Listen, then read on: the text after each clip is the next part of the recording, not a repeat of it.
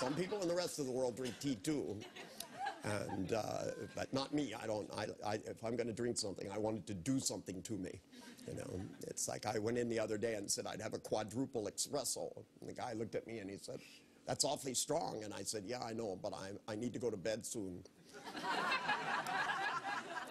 I love the look on their face when they go, I'm a bit hyperactive. I mean, that's the thing about giving kids Ritalin. I have a lot of trouble with that. I just think that if you keep taking drugs, you know, the whole time you're growing up, that, you know, eventually they're just going to habituate or something. And you've got to get beyond it at some point.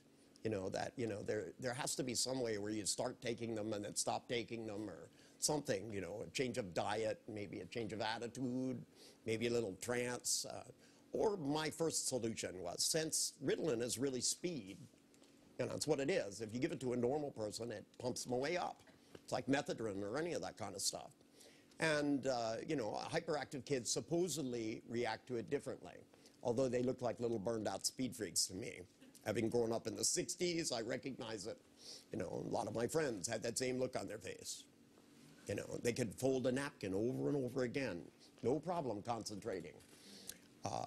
But see, I just thought, what a great idea, because when my son, you know, they said, well, you know, he's hyperactive, we want to give him Ritalin. And I said, well, I thought Nancy Reagan said, say no to drugs. I listened to Nancy.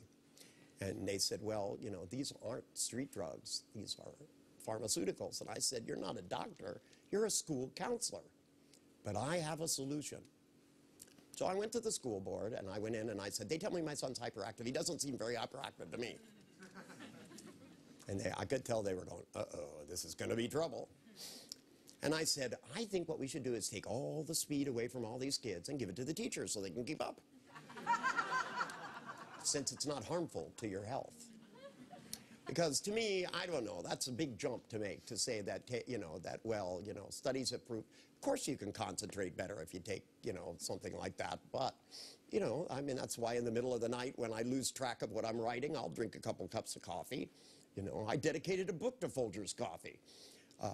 You know, it doesn't surprise me that this is a solution, but it can't be the only solution. We've got to start exploring the way in which brains are capable of creating good chemicals.